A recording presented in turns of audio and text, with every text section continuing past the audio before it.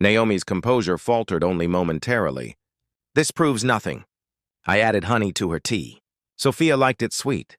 The pharmacy records suggest otherwise. Lily produced a file, as do the new toxicology reports from exhuming my mother's body last month.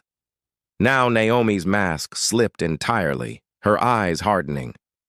You're as troublesome as your mother was. Always digging where you shouldn't. She discovered you were embezzling, didn't she? Using my father's passwords to authorize transfers. Sophia was going to ruin everything. Naomi set down her glass carefully. Your father and I built that company together while she played house and charity patroness. So you killed her. Lily's voice remained steady despite the rage burning inside. And when my father finally suspected you years later, you arranged the plane crash. Naomi laughed bitterly. You have no proof of that. The investigators found anomalies in the maintenance logs. And your former pilot has been very cooperative since we discovered his offshore account. For the first time, genuine fear crossed Naomi's face. She glanced toward the door where security now stood. What happens now? She asked, her voice suddenly small. Justice, Lily replied. For my mother, for me, even for my father. As security escorted Naomi away, Julian entered the office, pride evident in his expression. It's over, he said. Not yet.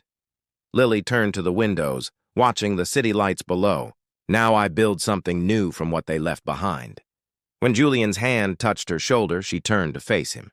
Without hesitation, she reached up to touch his face, her intention clear.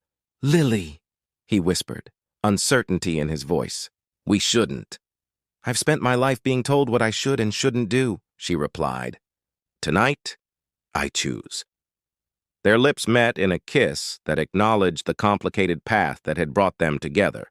Grief, justice, and now something like redemption. Part 5. Blooming from Ashes.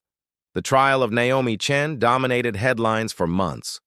Corporate espionage, embezzlement, 2 counts of murder, the prosecutor called it a Shakespearean tragedy in the tech world.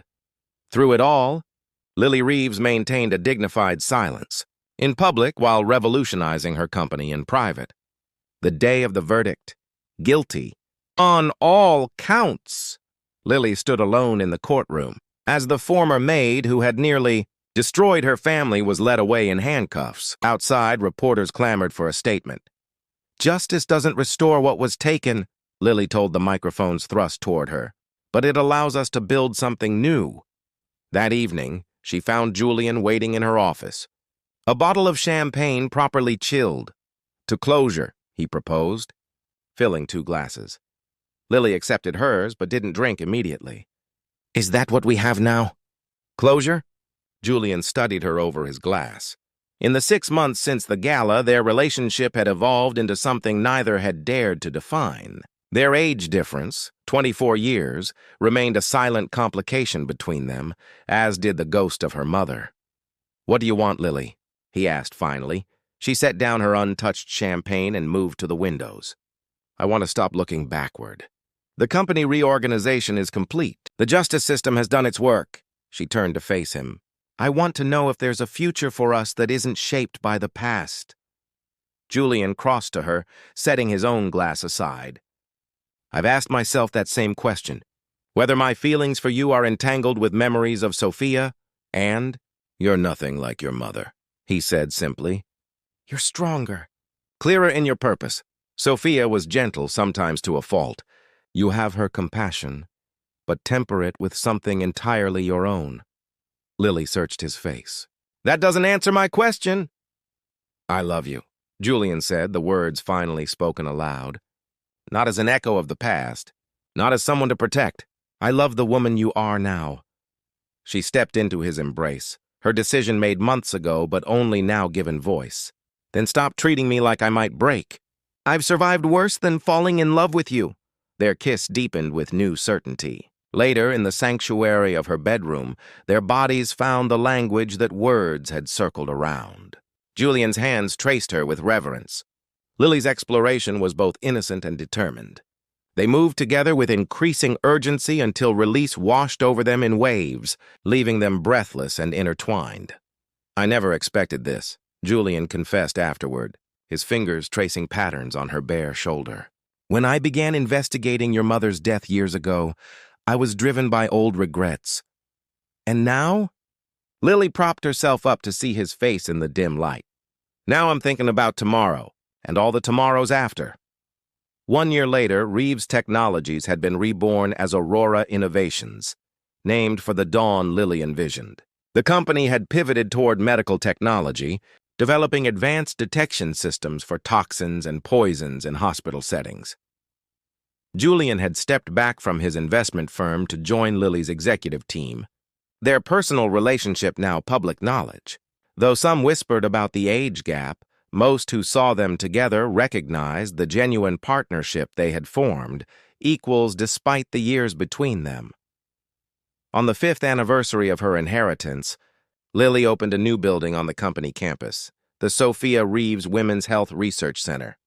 My mother never got to fulfill her potential, Lily told the gathered crowd. This center ensures other women won't lose their chances.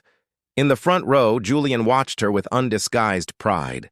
Beside him sat Dr. Elena Mercer, his sister and newly appointed research director. The diamond ring on Lily's left hand caught the sunlight as she gestured, announcing research grants and fellowship opportunities. After the ceremony, Lily found a moment alone with Julian in the rooftop garden that crowned the new building. My mother would have loved this view, she said, leaning against the railing. Julian wrapped his arms around her from behind. She would have loved who you've become even more. Lily turned in his embrace. I've been thinking about family lately. Have you? His expression grew careful, hopeful. She took his hand and placed it on her abdomen. I'm pregnant. Joy transformed his features, followed quickly by concern. Are you sure you're ready? With your history. That's exactly why I'm ready, Lily said firmly. This child will know love from the beginning. Both parents. No secrets, no poison, no schemes. She kissed him softly. Just truth and hope. As Julian pulled her close, the Seattle skyline spread before them, the view both an ending and a beginning. From tragedy had come justice. From justice, healing. From healing, love. The legacy Lily now created would be entirely her own. Born not from revenge, but from resilience. To the future, Julian whispered against her hair. Lily smiled, her hand protectively over their growing child. To our future. In the garden below, white roses bloomed around a small plaque bearing Sophia's name. Not a memorial to what was lost, but a testament to what had been reclaimed. Life continuing. Love reborn. A family at last made whole. The crumbling facade. Elena Reyes adjusted the emerald silk dress that draped elegantly over her 6-month pregnant belly. The Emerald Gala, hosted by the West Coast Tech Association, was the networking event of the year, and as the wife of Victor Reyes, founder and CEO of Next Gen Innovations, she needed to look flawless. Are you certain you should attend? Victor's cool voice came from behind as he adjusted his titanium cufflinks. His handsome face revealed nothing, but his eyes held that familiar distance. You look uncomfortable. Elena squared her shoulders. I'm pregnant, not ill, Victor. Besides, I helped organize half the charity auction items. He shrugged. Suit yourself. Just don't expect me to leave early if you get tired. The ballroom of the Monarch Hotel glittered with chandeliers and tech royalty. Elena moved through the crowd, accepting congratulations on her pregnancy while searching for her husband. She spotted him near the bar, but the sight made her blood freeze. Beside Victor stood Natalia Veiga, the Brazilian supermodel who had been the face of several luxury campaigns. Victor's hand rested casually at the small of Natalia's back. His head bent close to her ear, whispering something that made her laugh with practiced sensuality. Elena approached slowly, maintaining her composure. Victor, there you are. The Collins Group was asking about your new security platform. Victor barely glanced at her. Elena, you remember Natalia. She's going to be the face of our new lifestyle app. A pleasure to see you again, Elena said evenly, though they had never been introduced. Natalia's crimson lips curved into a smile that didn't reach her eyes. Victor, darling, you didn't mention your wife would be here. In her condition. Last-minute decision, Victor replied, his tone dismissive. The evening deteriorated from there. During dinner, Elena found herself seated at a table far from Victor, who shared the head table with Natalia and industry titans. She watched as Natalia fed Victor a bite of dessert, their intimate body language unmistakable. When the time came for Victor's keynote speech, he took the stage to thunderous applause. Elena felt a flicker of pride despite everything. His brilliance was undeniable. Success is about making difficult choices, Victor began, his voice commanding the room. About knowing when to hold on, and when to let go of things that no longer serve your vision. His eyes drifted to Natalia, then briefly to Elena, before addressing the crowd again. Next Gen is evolving. We're launching a new division focused on luxury lifestyle tech, with Natalia Vega as our global ambassador. The announcement was met with enthusiasm, cameras flashing as Natalia joined Victor on stage. What happened next would replay in Elena's mind for months to come. Victor has taught me that innovation means breaking from tradition, Natalia purred into the microphone. Sometimes the old must make way for the new. She placed a perfectly manicured hand on his chest. Elena felt dozens of eyes turn to her, pitying glances and whispered conversations. The humiliation burned through her as Victor made no move to correct the implication. After the speech, Elena headed to the ladies' room to compose herself.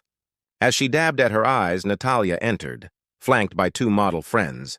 "Oh, honey," Natalia said loudly, "pregnancy hormones are so difficult, aren't they? Victor mentioned you've been emotional lately. Victor discusses our marriage with you?" Elena asked, her voice steady despite the trembling in her hands. Natalia examined her reflection. "Marriage is such an outdated concept, don't you think?" "Victor certainly does. Did you know he's taking me to his villa in Santorini next week? He says it's his favorite place to disconnect." The villa Victor had promised to take Elena for their baby moon. "I think," Elena said quietly, gathering her clutch, "this conversation is finished." As she left, Natalia called after her. "Your dress is lovely, by the way. So brave of you to wear something so fitted in your condition." Elena walked straight to the coat check, retrieved her wrap, and called a rideshare. She didn't say goodbye to Victor. As the car pulled away from the glittering hotel, she placed her hands protectively over her belly, tears finally falling freely. "It's just you and me now, little one," she whispered. "And that's going to be more than enough." Ashes of yesterday. Elena awakened to sunlight streaming through unfamiliar curtains. For a moment, disorientation clouded her mind before reality crashed back. She was in her sister Lucia's guest room, not the penthouse she had shared with Victor. 3 weeks had passed since the Emerald Gala. 3 weeks since she had returned to an empty home, packed essentials, and left a note stating simply, "I deserve better. So does our child." Victor's response had been swift and clinical, a text message. "My lawyer will contact yours." No questions about her well-being, no mention of their baby. Elena's phone buzzed with another email from Victor's legal team. They were offering a settlement that would provide financial security, but require her complete silence regarding their marriage. The prenuptial agreement she'd signed limited her options, but Elena refused to be erased. "You don't have to decide immediately," Lucia said, placing a cup of ginger tea beside Elena's laptop. "And you don't have to take their first offer." "It's not about the money," Elena replied, rubbing her swollen belly. "It's about dignity." Over the next months, Elena rebuilt her life piece by piece. She rented a modest 2-bedroom apartment and transformed the second bedroom into a nursery, painting the walls herself with a mural of constellations. Her background in public relations proved valuable as she secured freelance clients who valued her connections and discretion. When Mia Isabella Reyes entered the world on a rainy April morning, Victor was nowhere to be found. Instead, Lucia held Elena's hand through 18 hours of labor, tears of joy streaming down both their faces when Mia's strong cries filled the delivery room. "She has your determination," the nurse commented, as Mia gripped Elena's finger with surprising strength. The divorce was finalized 2 weeks after Mia's birth. Victor waived his parental rights in exchange for Elena's agreement not to seek additional support beyond the settlement. The tabloids ran with the story, tech mogul trades family for supermodel, but Elena refused interviews and statement requests, focusing instead on her daughter and building her client base. By Mia's first birthday, Elena had established a boutique PR firm specializing in women-owned businesses. She worked from home most days, converting her dining area into an office where she could keep Mia within sight.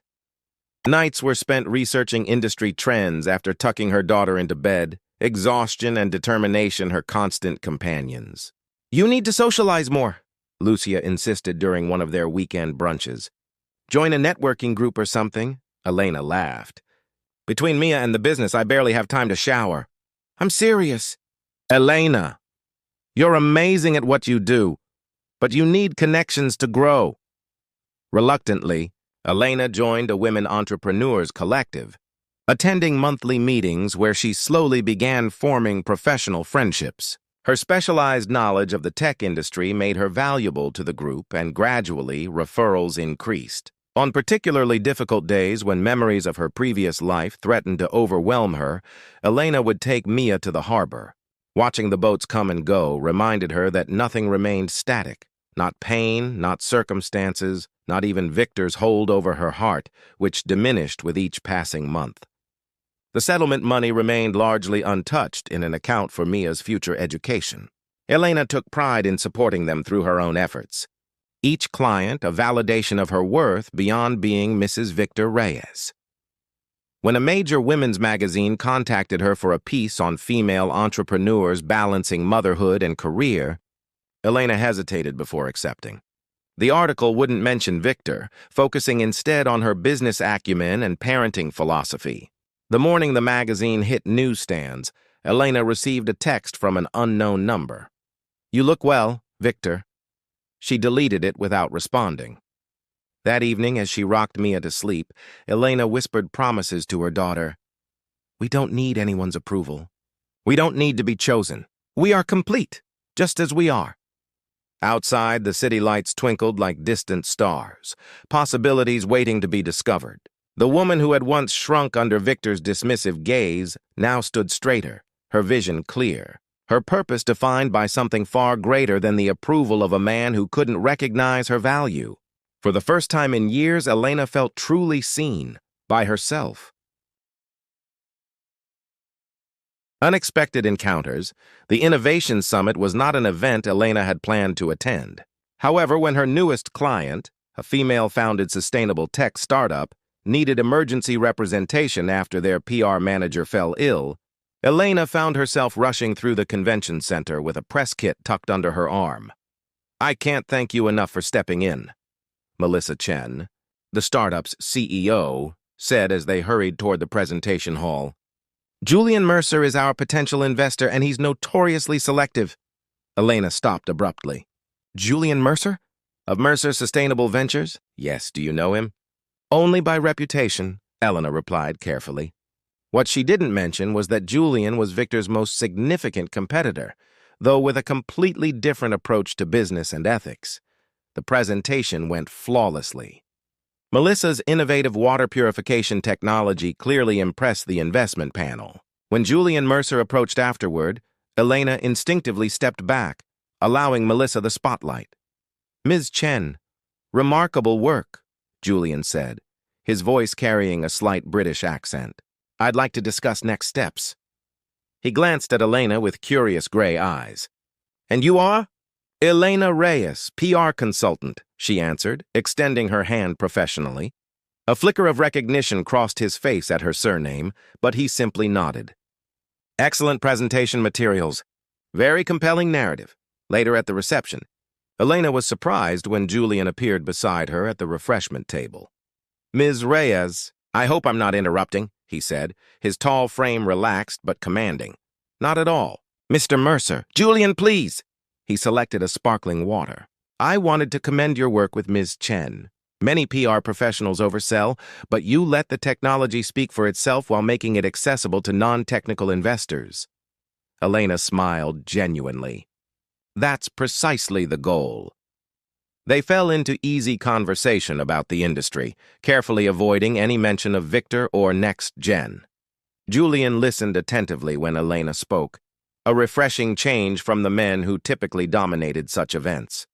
You have a remarkable grasp of both the technical and human elements, Julian observed. How long have you been in PR? I restarted my firm about 2 years ago, she answered carefully. Julian nodded, understanding in his eyes. Reinvention can be quite liberating. Before departing, he handed her his card.